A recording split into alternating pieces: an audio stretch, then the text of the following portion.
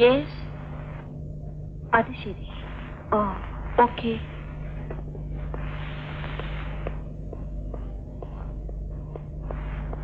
ജാഫറാ വിളിച്ചത്. എന്തു പറഞ്ഞു? ബീരാൻ സാഹിബ് ഞെരുക്കത്തിലാണ്. തൽക്കാലം സഹായമൊന്നും പ്രതീക്ഷിക്കേണ്ടെന്ന്. അപ്പൊ അതും അങ്ങനെയായി. എങ്ങനെയെങ്കിലും കുറച്ച് പണം ഉടനെ ഉണ്ടാക്കിയേ പറ്റൂ. മേനോന്റെ പെട്ടിയിൽ ലക്ഷക്കണക്കിന് രൂപ ഇരിപ്പുണ്ടല്ലോ. രജനിക്കൊന്ന് ശ്രമിച്ചുകൂടി? ചോദിച്ചാൽ തരില്ല. മോഷ്ടിക്കാൻ പറ്റുകയുമില്ല. താക്കോലും വിഴുങ്ങിക്കൊണ്ടാണ് അദ്ദേഹം ഉറങ്ങുന്നത്.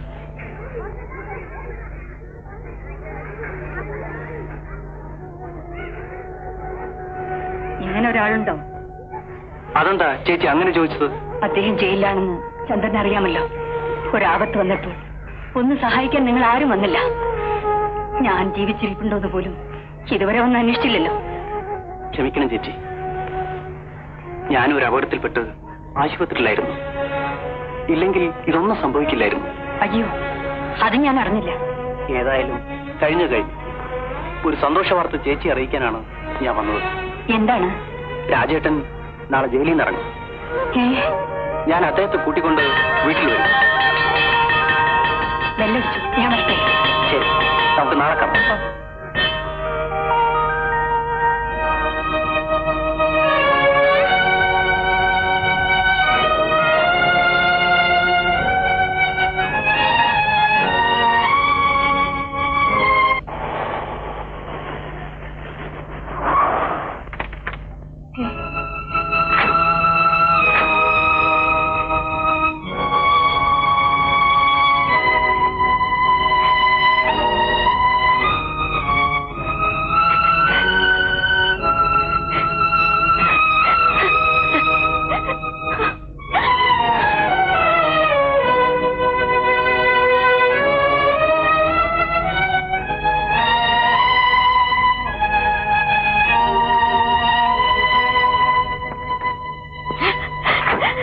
നിർമ്മലേ, കരയാതെ. നമ്മുടെ ജീവിതത്തിലെ മറ്റൊരു അഗ്നിപരീക്ഷ കൂടി കഴിഞ്ഞു. ഇത്ര വലിയ മനസാന്നിധ്യത്തോടെ നീ അത് നേരിട്ടതാണ് എന്റെ വിജയം. കഴിഞ്ഞ 6 മാസങ്ങളായിട്ട് ഞാൻ എങ്ങനെയാ കഴിഞ്ഞെന്നറിയാമോ? ചന്ദ്രൻ എല്ലാ വിവരങ്ങളും എന്നോട് പറഞ്ഞു. ഇനി അങ്ങ് മറ്റെന്തെങ്കിലും ഒരു ജോലി കണ്ടുപിടിക്കണം. ഒരു പത്രപ്രവർത്തകൻ എന്ന നിലയിൽ ഞാൻ എന്റെ കടമ ചെയ്തു. പക്ഷേ പല വലിയ ആളുകളും ചേർന്ന് എന്നെ കുരുക്കിലാക്കി. അവരെ ഭയന്ന് ഞാൻ ഈ ജോലി വേണ്ടെന്ന് വെച്ചാൽ അത് ആണത്വമാണോ? സ്വന്തം രക്ഷയെ കരുതിയാണ് ഞാൻ പറയുന്നത്. യുദ്ധക്കളത്തിൽ വെടിയേറ്റ് വീണിട്ട് എന്റെ കൈപ്പത്തി മാത്രമേ നഷ്ടപ്പെട്ടുള്ളൂ. ഈ ജീവൻ ദൈവം എടുക്കാതിരുന്നത് രാജ്യത്തിന് വേണ്ടി എന്തെങ്കിലും നല്ലത് ചെയ്യാനുള്ളതെന്ന് ആർക്കറിയാം.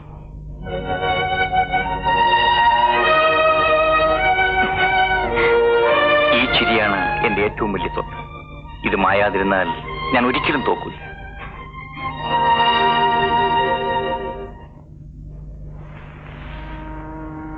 പിന്നെ എന്റെ ചേട്ടൻ വന്നിട്ടുണ്ട്. ഇവിടെ വന്നിട്ടില്ല. ഈ നാട്ടിലെവിടെയോ ഉണ്ട്. എനിക്കൊരു കത്ത് വന്നു. ചേട്ടൻ പണം തട്ടിയെടുത്തോണ്ട് കടന്നു കളഞ്ഞു എന്ന് പറയുന്നത് നുണയാണ്. ആരും ചതിച്ചതാ. സത്യം പറഞ്ഞാൽ ഇപ്പൊ കയ്യിൽ കാശൊന്നും ഇല്ലാതെ കടന്ന് വിഷമിക്കാണ്. ഒന്നുമില്ലെങ്കിലും അവനെന്റെ അളിയനല്ലേ രജനി. നീ ഒരു കാര്യം ചെയ്യ്. ആരുടെയും കണ്ണിപ്പെടാതെ അവൻ ഇവിടെ വരാൻ നീ ഒരു എഴുത്ത്. ഇവിടെ വരാനോ?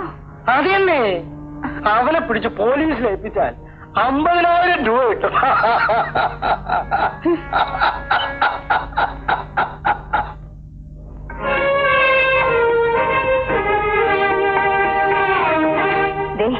എഴുന്നേൽക്കൂ. കാപ്പി. നേരത്തെ എഴുന്നേറ്റ് കുളിച്ചൊരിക്കണം. ഇന്നലെ താമസിച്ചല്ലോ ഉറങ്ങിയത്. അതുകൊണ്ട് അല്പം നീട്ട. എത്ര മണി മുതൽ ഓർഫനേജിലെ ഡ്യൂട്ടി? കുഞ്ഞുങ്ങളെ നോക്കുന്ന ജോലിയില്ലേ, അതുകൊണ്ട് കുറച്ച് നേരത്തെ പോകും. സന്ധ്യയാകുമോ വരാൻ? 7-7:30 മണിയാവും. ഈ ജോലി വേണ്ടായിരുന്നു. വേണ്ടെന്ന് വെച്ചാ പറ്റുമോ? ഈ ജോലി കിട്ടിയതുകൊണ്ടാണ് 6 മാസം ആരും ബുദ്ധിമുട്ടിപ്പിക്കാതെ കഴിഞ്ഞത്. എന്നിട്ടും വാടക കുടിശ്ശിയായി. ഈ ബുദ്ധിമുട്ടെല്ലാം മാറും നിർമ്മലേ. എനിക്കൊരു നല്ല ജോലി കിട്ടാതിരിക്കില്ല. കിട്ടുന്നത് വരെ ഞാൻ ഈ ജോലി ചെയ്യട്ടെ. ഒരു വിശ്രമവും ഇല്ലാത്ത ജോലി. എന്നാലും മനസ്സുകൊണ്ട് പ്രസവിക്കാത്തൊരമ്മയാണ് ഞാൻ. ഒരു കുഞ്ഞിന്റെ അല്ല, അനേകം അനാഥ കുഞ്ഞുങ്ങളുടെ. ആ,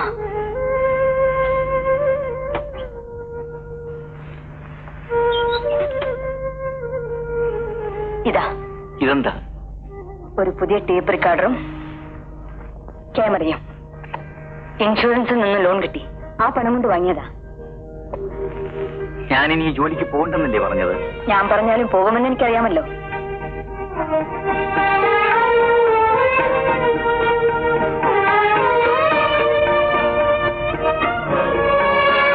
ഇത്ര ഔചിത്യത്തോട് തന്ന ഈ സമ്മാനത്തിന് ഒരു പ്രതിസമ്മാനം വേണ്ടേ?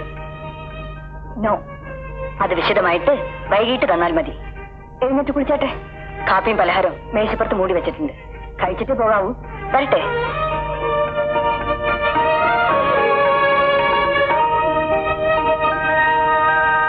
ഈ പദ്ധതി ശരിക്കും നടപ്പിലാക്കിയാൽ മേനോന്റെ പെട്ടിയിലിരിക്കുന്ന പണം അയാൾ തന്നെ എടുത്ത് കൈ തരും. എന്തെങ്കിലും സംശയം തോന്നിയോ ഏട്ടാ? സംശയം തോന്നാത്ത എന്ത് ചെയ്യണം? പക്ഷേ അതിന് പറ്റിയ ഒരാളെ കണ്ടുപിടിക്കണം. അവൻ വിശ്വസ്തനല്ലെങ്കിൽ എല്ലാം കുഴപ്പത്തിലാവും. തമ്പുരാനെ, ഭയപ്പെട്ടാൽ ഒന്നും നടക്കില്ല. ചവിട്ടി കയറിയവനെ ഉയരത്തിലെത്തിയിട്ടുള്ളൂ. സംഗതിയൊക്കെ ശരിയാ. പക്ഷേ പൂച്ചയുടെ കഴുത്തിൽ ആര് മണികെട്ടും? പറ്റിയ ഒരാളെ കണ്ടുപിടിക്കാമെന്ന് ഞാനും നോക്കട്ടെ.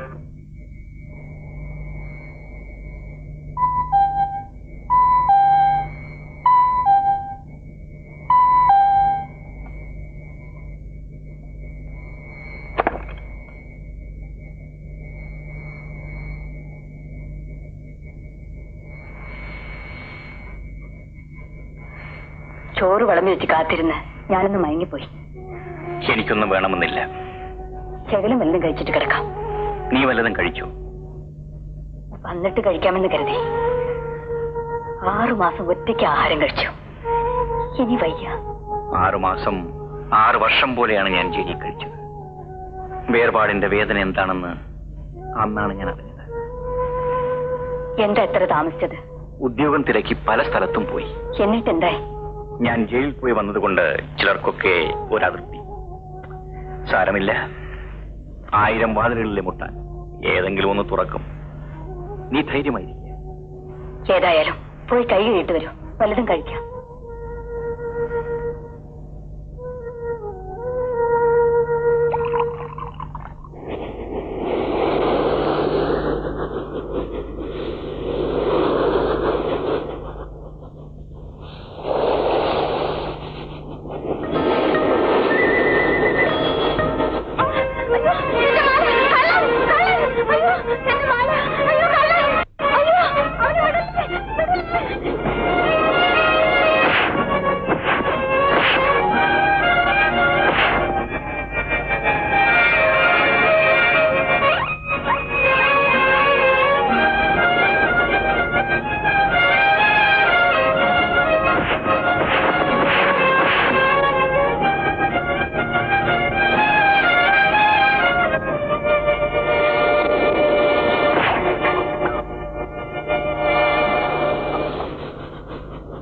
ആശാനേത് ഞാനാ, ബാബു.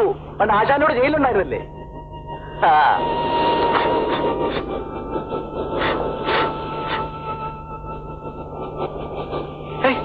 ബാബു? അതെ ആശാനെ.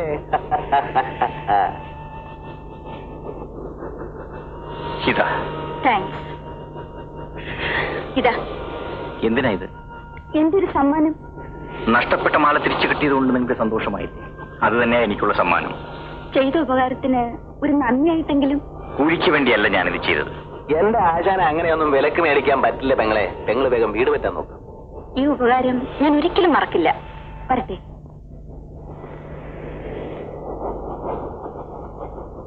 ഏതാടാ സ്ത്രീ? ആർക്കറിയാം? നീ എങ്ങനെ ഇവിടെ വന്നു? അത് തന്നെയാ ഞാനും ആലോചിക്കുന്നത്. സത്യത്തിൽ ഇപ്പൊ ഇവിടെ വരേണ്ട ഒരു കാര്യവും എനിക്കില്ല. ആശാൻ ഇവിടെ ഉള്ളതുകൊണ്ട് ഈശ്വരൻ എന്നെ ഇങ്ങോട്ട് എത്തിച്ചായിരിക്കും. വാ, നമുക്ക് വീട്ടിലേക്ക് പോകാം.